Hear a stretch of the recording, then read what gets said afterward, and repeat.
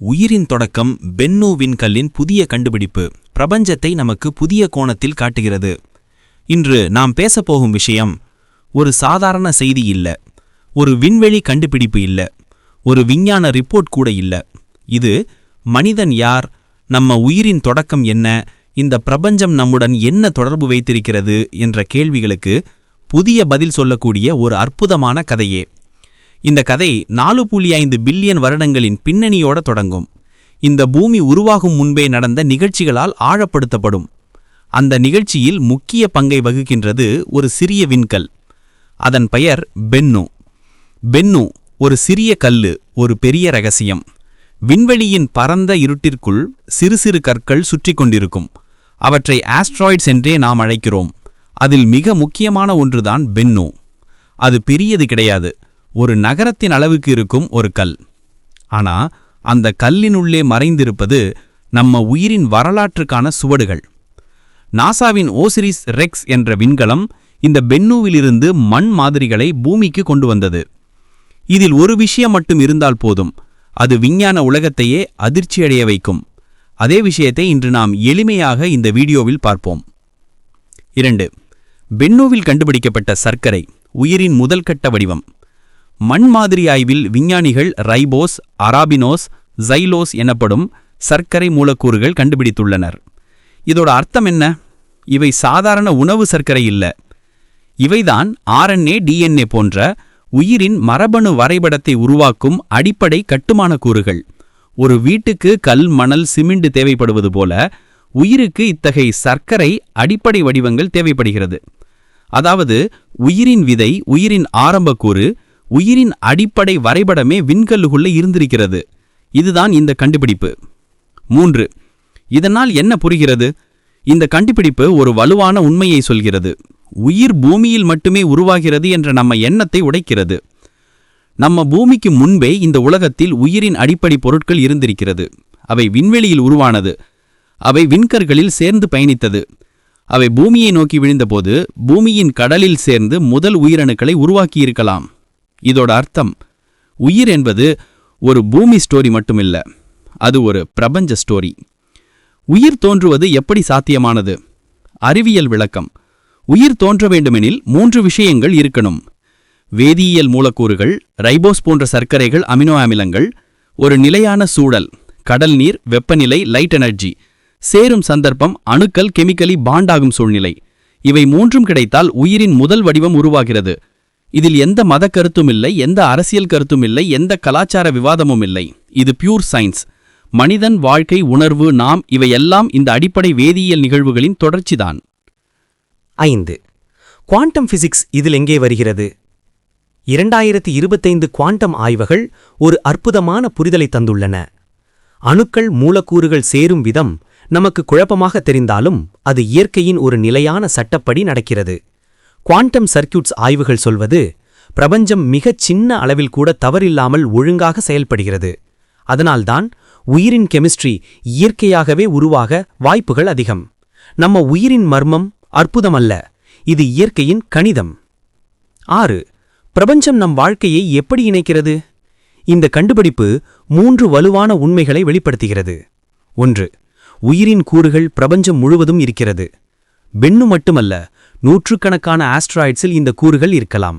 2. பூமியில் உயிர் உருவாவது ஒரு தனி அதிசயமல்ல, இயற்கையான கெமிஸ்ட்ரி. 3. உயிர் எங்கும் தோன்றலாம், பூமி மட்டும் தனி ஸ்பெஷல் இடமில்லை. இது என்ன சொல்கிறது?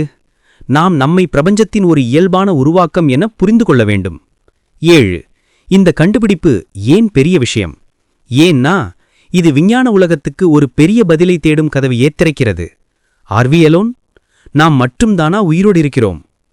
பென்னோவில் உயிரின் மூலக்கூறுகள் இருந்தால் மற்ற கோள்களில் உயிர் உருவாகுவது எப்படி?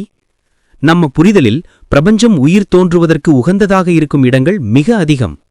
பாருங்கள், இது எந்த நம்பிக்கைக்கும் எதிரானதல்ல. மிக முக்கியமான புள்ளி.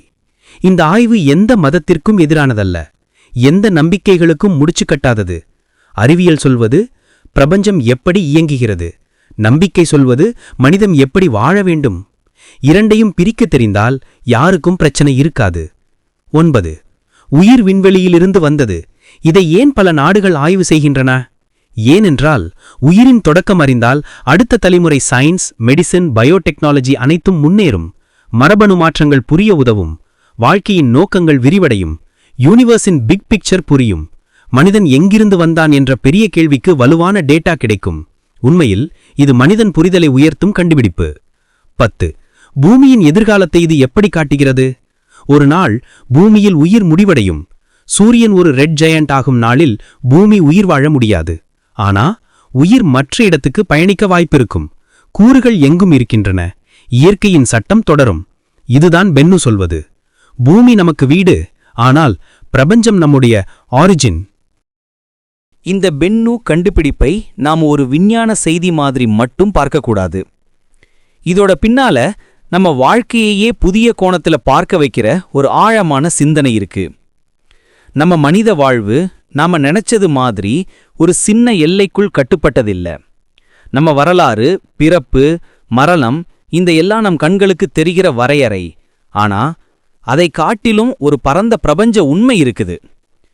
யார் உருவாக்குனாங்க, ஏன் உருவானது, எப்படி உருவானது, இப்படி ஒவ்வொரு கேள்விக்கும் பிரபஞ்சம் நிசப்தமா பதில் சொல்லுது. அது சொல்ற பதில் என்ன? நான் எப்போதும் ஏங்கிக் கொண்டே இருந்தேன். அந்த இயக்கத்தின் ஒரு சிறிய துகள்தான் நீ. அதுதான் இன்றைய பென்னு கண்டுபிடிப்பு நமக்கு நினைவூட்டுறது. ஒரு சின்ன கல்லுக்குள்ள கூட உயிரின் விதை முளைப்பது மாதிரி அந்த அடிப்படை சர்க்கரை மூலக்கூறுகள் மறைந்திருக்கிறது. அதுவே சொல்கிறது, உயிர் உருவாகணும் என்றால் பெரிய அற்புதம் வேண்டியதில்லை.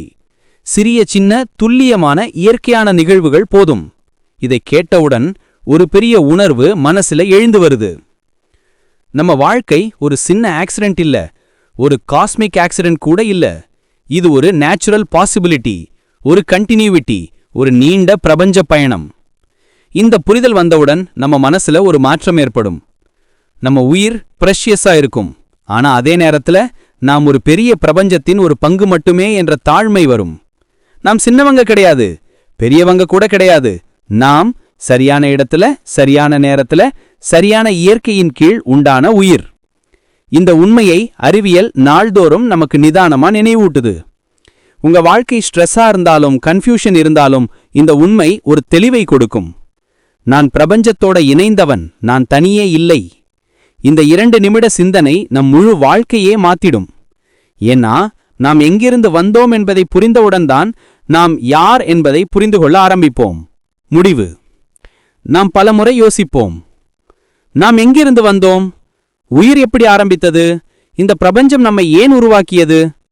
இன்றைய பென்னு கண்டுபிடிப்பு ஒரு எளிய பதிலை கொடுக்கிறது. உயிர் என்பது ஒரு மர்மம் அல்ல, பிரபஞ்சத்தின் இயல்பான நடை. நாம் அந்த பிரபஞ்சத்தின் சிறிய ஆனால் முக்கியமான ஒரு அங்கம். இப்போது உங்களிடம் நான் கேட்க விரும்பும் ஒன்று. நீங்க என்ன நினைக்கிறீங்க? இந்த பென்னு கண்டுபிடிப்பு உயிர் குறித்து உங்கள் பார்வையை மாற்றியதா அல்லது பூமி தனிப்பட்டதா? உங்க கருத்து முக்கியம்.